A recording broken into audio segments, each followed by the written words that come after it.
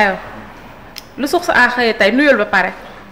maa ngi nuyu ñëpp di nuyu ñi seetaan di nuyu Thier ak Serigne. maa ngi lay nuyu yaa booy sa verre baax na. merci beaucoup Néné ayca demal nu source a xëyee. Situation des créances. La SNR livre les chiffres clés 78 milliards recouvrés jusqu'en fin 2024 et 2,5 milliards durant le premier trimestre de 2025. Les données statistiques montrent que les créances qui sont en souffrance au Sénégal vont au-delà de 800 milliards. Les créances privées prochaines ciblées de la CNR pour permettre au Sénégal d'assainir un environnement financier et économique. La Cour suprême suspend la décision du ministre de la Communication portant interdiction d'exercer du média Public SN. Aïssatou Diop Fall 1, Alioune Sall 0. Waaw.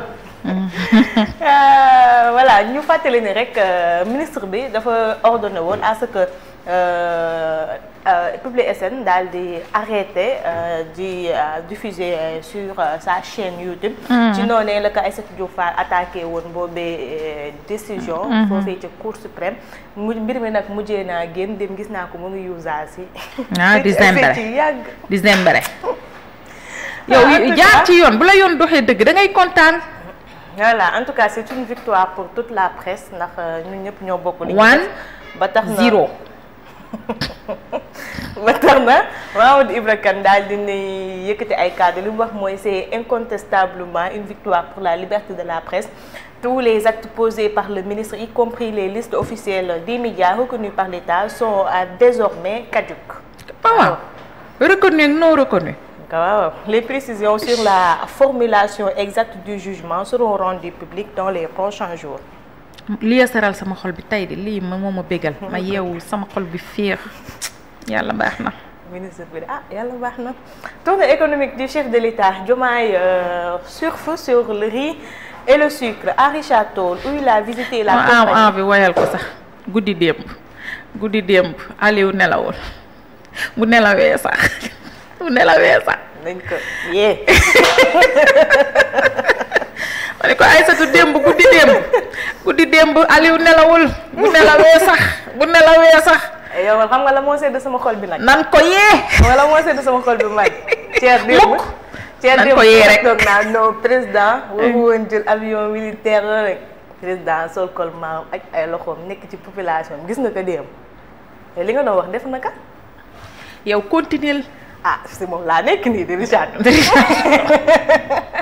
Il a visité hier la compagnie sucrière sénégalaise. Bassirou Diomaye Faye a promis le soutien de l'État afin de satisfaire le marché par la production locale à Ndiayène Pendao dans le département de Podor où il a visité le casier rizicole. Le président de la République a rassuré quant au potentiel de la vallée, a assuré l'autosuffisance en riz, à même de permettre à notre pays d'exporter le produit vers d'autres pays. Le chef de l'État attendu aujourd'hui à Ross Béthio. Voilà, toujours dans le cadre de sa tournée.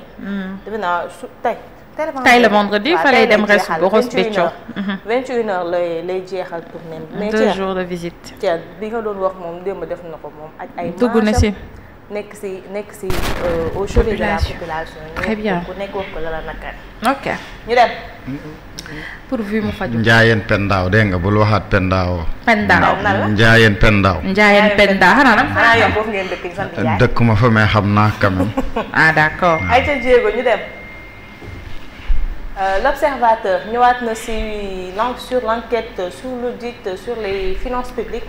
La DIC ouvre le défilé des cadres du Trésor, 2 figures clés de l'institution appelées devant les enquêteurs. Pourquoi les auditions de Waly Ndour et Adama Racine Sow, respectivement trésorier général entre 2008 et 2020, sont importantes pour la suite de l'enquête. D'autres responsables de la comptabilité publique attendus, les anciens ministres Amadou Ba, Abdoulaye Daouda Diallo, Birima Mangara visés. Voilà. Trafic international de drogue. Le CRITIS démantèle un réseau au cœur de la mafia de la cocaïne après 4 GP sénégalais cueillis à Madrid. 2 maillots guinéens du réseau tombent à l'AIBD. waaw xam nga la lañ nga def ay potu saabu. ay potu saabu. yéen a yabaate nag. jooy naa ba suñu xamoon ni suñu gaay ni ñu xarañee. xam nga ñoom dañuy jàng nit gis nga dañuy jàng sociologie ak xam am na beneen bu ma waaj waxoon dem ne ma dañ koy maîtriser maanaam yow gis nga boo dee waxoo dëgg dañ lay xool sa façon bi ngay waxee sa gémmiñ gi sa geste ak sa xoolin rek dañuy xam ne yow am na looy nëbb waxoo dëgg te yooyu du band yëpp a ko mën ba du band yëpp a mën bëlëfe nii bëlëfe gaa yi romb xanaa nga am ñaan dëgg. Une voix, une vie, une onde éternelle, dit Nicolas, l'héritage d'un homme qui ne cherchait rien pour lui-même, témoignage poignant sur un homme discret et profondément humain. Billaay gis nga kii DJ Nicolas, Pape Cheikh, Boubacar, y a un autre qui nu mu tuddati sax Thiamas. Mati 3 Pommes moom léegi elle a complètement viré ci kii am na keneen ku nekk Walf FM j'oublie son nom ay Thiaba y a une autre dame gis nga ñii dañ leen waroon uppil journée sargal parce que au fait ce sont des animateurs yoo xamante ni Mati Carter Mati elle n'est plus au Sénégal mais mu ngi États-Unis di def ci onde yi foofu lu doy waar xam nga ñii Sénégal da leen a war a delloo njukkal à travers benn journée boo xamante ne dañ leen koy tëjee waykat yi ñëw way leen kii parce que au fait am na foo xamante ne dañ fa jëlee mbir yóbbu ko feneen fi. d'accord comment c'est bàyyi maa woo waay ma nekk direct demal. voilà journal bi ñëwaat na aussi ci visite économique président Diomaye ak démb discours ba mu def ca CSS. voilà équipe nationale Mamadou Lamine Camara la sentinelle qui monte en puissance une première en sélection à qui mérite la VAR et les éloges ñu dem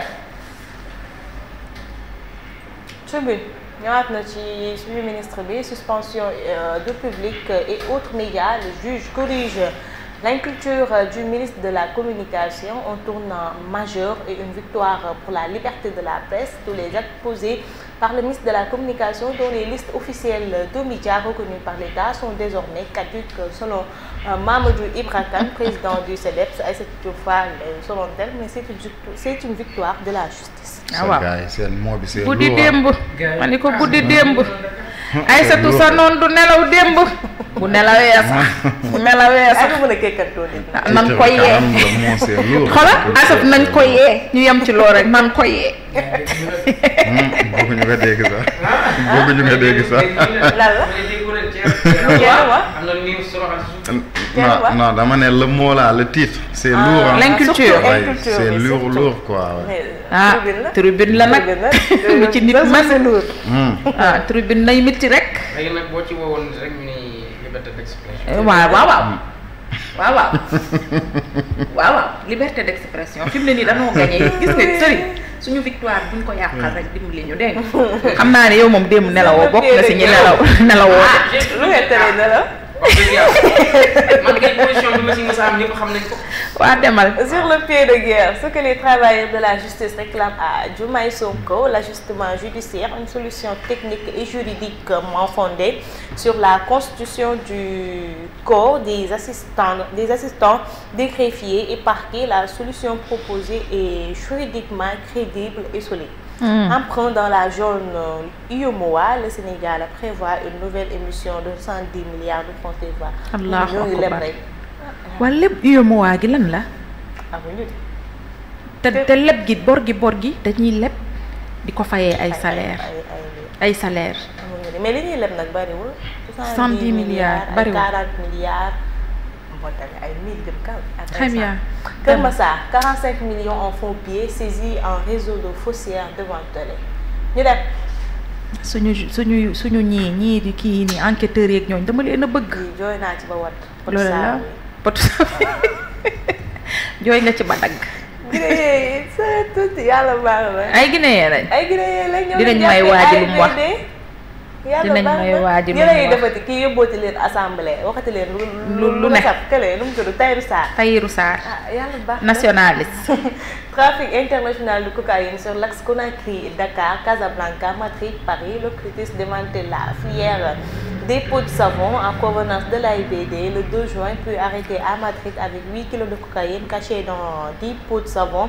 4 GP sénégalais se disent piégés par le réseau. Le colis expédié depuis Dakar par la ressortissante guinéenne Aïcha Bilo Diallo, activement recherché, son représentant au Sénégal, Mamadou Diarouba, et son livreur Mamadou Boubouba tombe avec 4 kilos de cocaïne cachée dans des pots similaires.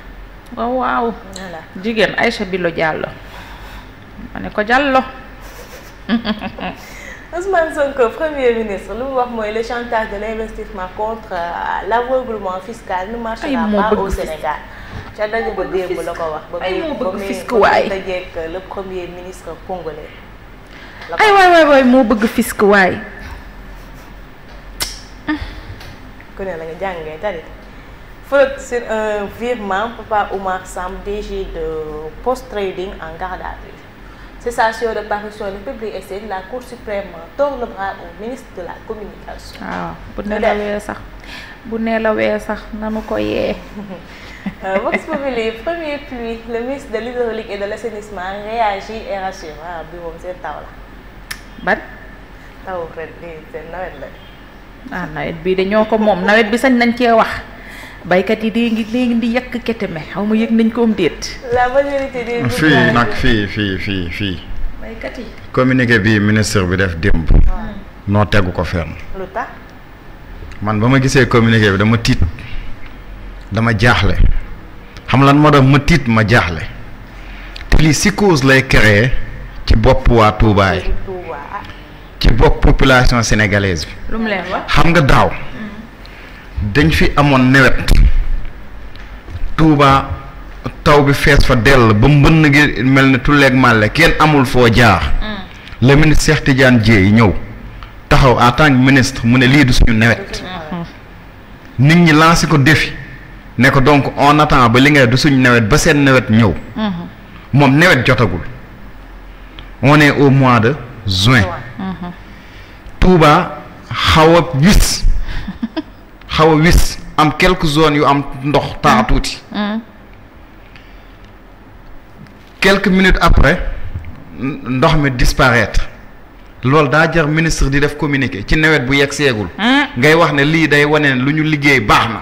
mais bul fàtte defoon nañ fa ay kii nu mu gën ay canalisation. mais loolu c'est trop tôt pour le dire. mais c'est trop tôt dafa tawagul. daa wicc rek. dama ne dafa tawagul moom canalisation yi muy def ak bu ko mënti def du actuellement la ko mën a évaluer taw da ngay bàyyi ba mu taw ba mu am pic bi ba mu génn ñu xam ne au moins sa liggéey am na njëriñ en plus kan lay xëccool. kenn te ñu kan lay moom gaawtul te ñu moom nawet. c'est-à-dire il faut mu xam ne il faut que ñu comprendre une chose mooy quand on est dans le pouvoir on doit être serein rester calme. viser les objectifs avancer ci dem. mais le communiqué ça sert à quoi pour rassurer qui. finalement dafay causer psychose ci bopp sénégalais yi man ba ma gisee dama tiitan parce que dama ne lii moom vraiment xam naa ne fu mu jëm naxut a baax. yàlla nag bu jafe-jafe am Touba su nawet amee bu mu am fenn ci Sénégal. waaye nag lii dalul sama xel.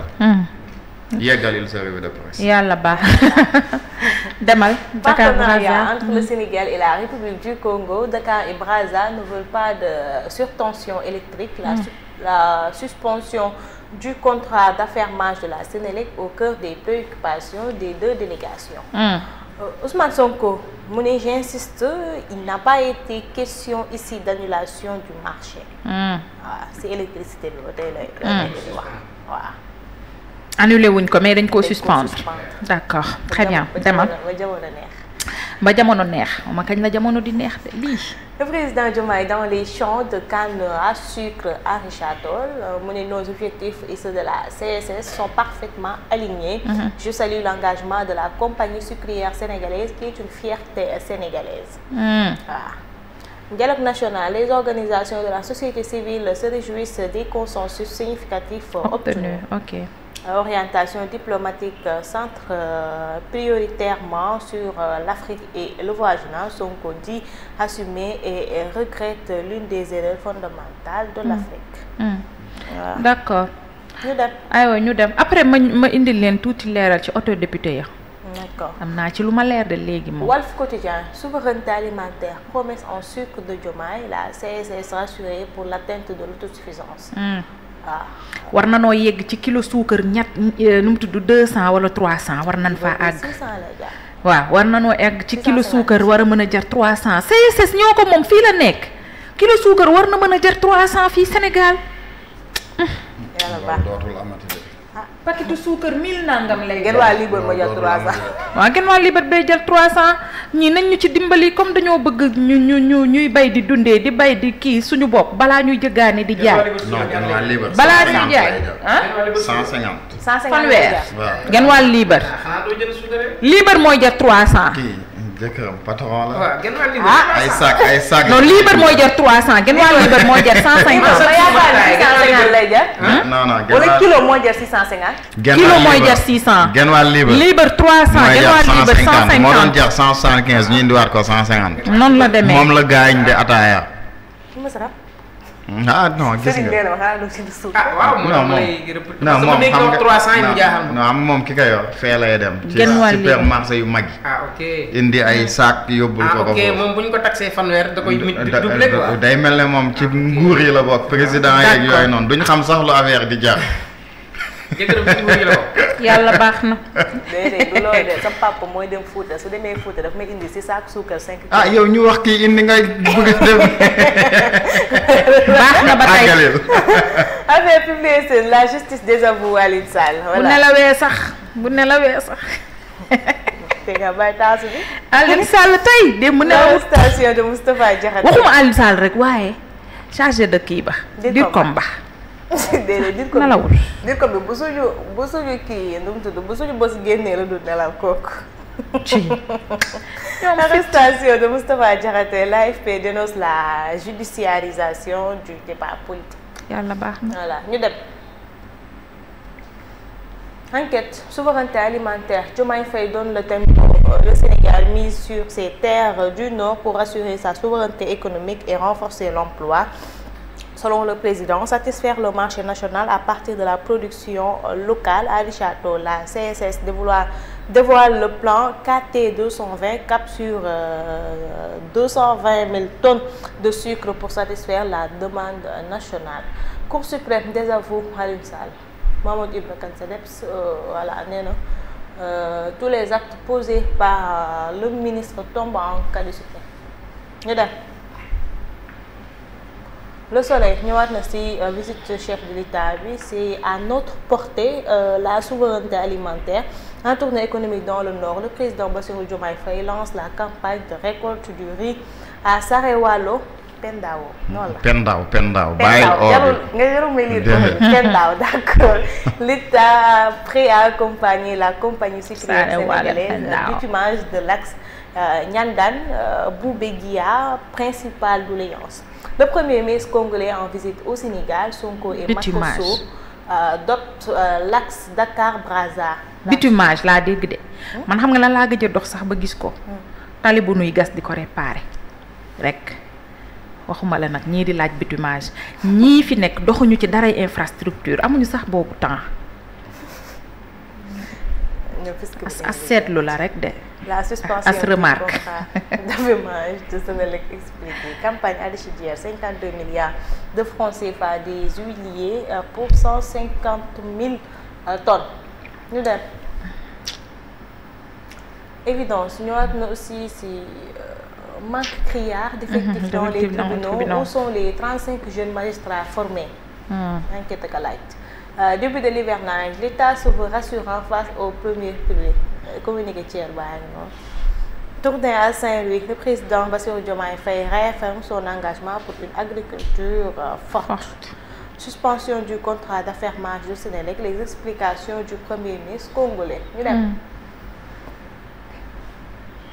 Yor ñëwaat na ci visite du président à Richard-Toll mu ne la CSS pilier de la souveraineté alimentaire et modèle d'industrialisation. Dialogue national et chef de l'opposition au Sénégal, disons les choses telles qu'elles sont. Mamadou Diop Decroix loolu la daal di wax coopération bilatérale. Le Sénégal et le Congo s'engagent à intensifier les échanges commerciaux. ñu dem. Tribune Sport, le sous-marin jaune prépare sa saison prochaine, une offre de près de 5 milliards de Villarreal pour Lamine Camara. Qatar, Youssouf Sabaly file à Al Jawad. Ballon d'or doomu bàyyi ma lii. Ballon d'or. Ballon d'or les nominés seront révélés le 7 août prochain da ngeen di dem wala. Sénégalais am na Sénégalais bu ñëw. ok maa ngi laaj ba xam da ngeen dem wala. ñan ñooy dem ñun am nañ ñaar namuñu dara ñun ay place nii ay ballon d'or mondial ak ñun yooyu yow tam nag dëgg-dëgg nag vraiment nag ñun nag ñun on est sac. xanaa Cheikh Lamine Yamal dina dem. Yamal c'est ballon d'or assez de buts. non kii mooy dem Mbappé peut-être ballon d'or xam naa peut-être pour les jeunes rek mais meilleur joueur pour les jeunes mais. kii du dem Mbappé du dem. Mbappé waaye dina bokk ci kii de. mais ci nominé yi waaye mais xam naa ne. est-ce que du ko jël. non je ne crois pas parce que bon. meilleur buteur la non. waaw Mbappé xam nga saison bii nii Mbappé il est le meilleur buteur du championnat Espagne. waaw. Mbappé nekk na le soulier d'or européen. waaw. Mbappé il a gagné 2 trophées avec le Real. waaw. mais le Real a fait quand même saison bu mauvais. Parce que il a perdu le championnat espagnol. Il a perdu la Coupe d'Espagne. Le Real aussi a perdu la Ligue des Champions. Et le Real aussi a été battu 4 fois par le Barcelone cette saison. Donc ça sera très compliqué pour Mbappé. Année blanche non pas sax am na ñu koy tuddee année blanche mais bon loolu day fekk ñu fàtte ñaari trophée yi njëkk yu Real jël ci saison bi parce que trophée yi gars yi dañuy jàpp ne xëy na ay coupe yu ndaw la. nee na Real moo tax. waaw non li may wax ni même bu ma dee Real aussi xam kon mënoon naa ñëw rek ma ne Mbappé day gagné ballon d'or mais dama def analyse logique pour wane la ça sera très difficile xam nga tey am na ñu doon wax ne tey Mbappé. Lamine Yamal am na ñu doon wax Mbappé pour mu gagner ballon d'or bu nekkee jël na Ligue des Nations. ba pare jëlaale Coupe du monde des clubs il peut avoir la chance pour gagner mais malheureusement il a perdu la Ligue des Nations avec la France récemment. Donc Portugal moo jël Ligue des Nations donc Coupe du monde des clubs moo des moo tax ma ne ce sera très compliqué pour Mbappé mën a jël kii bi ballon d'or. Donc s'il s'agit de Lamine Yamal personne ne doute qu'il a fait une très grande saison mais malheureusement le Barça a perdu la Ligue des Champions le Barça ne joue même pas la Ligue des Nations. dooma dimbali ngir yàlla football bi jeex na la Coupe du monde des clubs. Et au-delà de tout ça Lamine Yamal nekkul meilleur buteur au Barcelone c'est Rafinha donc il n'est même pas le meilleur joueur barcelonais de cette saison. bëgg ko kay man kay ni muy waxee ni laa xam ne bëggul Yamal. non mais analyse logique la nga bëgg ak nga bañ analyse logique la. Analyse logique la donc cette année là. mais loolu c'est pas grave il n'a que 17 ans. non moom la mais il a le temps xam nga cette année moom. le xale bu am 17 ans jàpp actuellement boo xamante ne vraiment 25 ans ak 30 ans di leen def yu doy waar. kooku mën nañu am ci moom yaakaar xam nga tey Yamal il a l'avenir devant lui. loolu kay personne n'en doute. personne n'en doute dina gën a mûr gën a sax. waaw xam nga tey s'il s'agit de Dembélé tous les ingrédients sont réunis pour mu gagner ballon d'or. Dembélé waaw très bien c'est un Sénégalais. non Dembélé français la. français la. mais est-ce que c'est pas d'origine sénégalaise. Sénégalais bon Ousmane Dembélé. waaw mais Ousmane daal Sénégal la comme il joue pour la France. ak Mali waa ak Dembélé waa Mali mën na nekk tam Mali ak Guinée Mali Guinée Burkina Côte d'Ivoire yooyu daal. Diego Lamine Yamal na xaar peut-être yeneen saison yi di ñëw quoi. Yamal parce que Barça nu ko Inter def tey Lamine Yamal gis nañ keroog Chris ne ko booy xale nga Yamal ba ci kanam ak kanam quoi. yàlla baax na. xale bi dafa mën a. ak Chris ak kawoon keroog ci terrain bi de. du moom de mais xoolal expérience fait la différence. waaw ay Nino Mendes. l'expérience fait la différence. booy puusul paasul. waaw mais l'expérience fait la différence. waaw moo tax ñu ne. waaw bu ñu xale la ñu fi xale rek lay def kooku. booy bu ndaw. Diego lu tuut li. mais Diego coupe bu mujj bi kii la de. kii boo ko xoolee sax xam ni coupe bu mujj bi Cristiano moo ko jël ak Portugal bi coupe gi yàgg na tuuti ca kaw ca mag ña ñu lay tëkkaleeg mag ñi. xoola Diego image bu mu la jox nii image bii nii. xoola ñaari coupe yu ñu mujjee joué ci année bii nii yëpp bii bokk. jour bi daa dóor Real. jour bi daa dóor Real. non lii jour ba ñuy jël lii jour ba ñuy jël kii non mais loolu je l'ai souligné nee naa la. xam nga ba may wax. xam nga ba may wax ci Mbappé. wax naa dëgg jeex na nag saison bi. Madrilène bi. saison bi 4 noonu la de Madrilène. madrilène.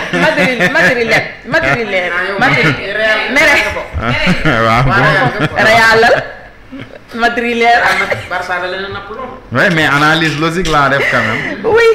parce que amoon na ay jamono bu dee Cristiano. sama doom ji kii la Barça man moo tax Barça rek Diego moo na moo Barça la man moo tax Barça rek.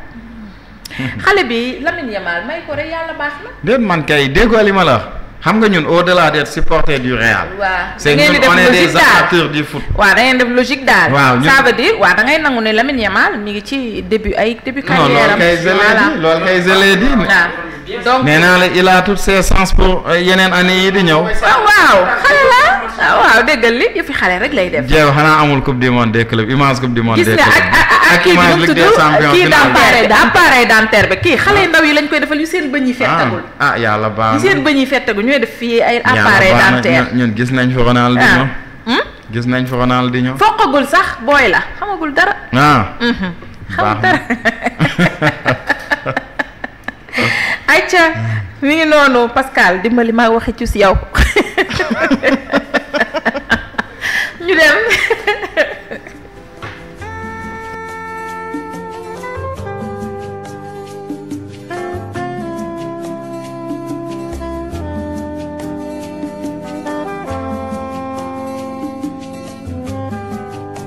Kusangon lelai tonggangu falangon nyei fanani Kusambam relai kumbiti falambam nyei fanani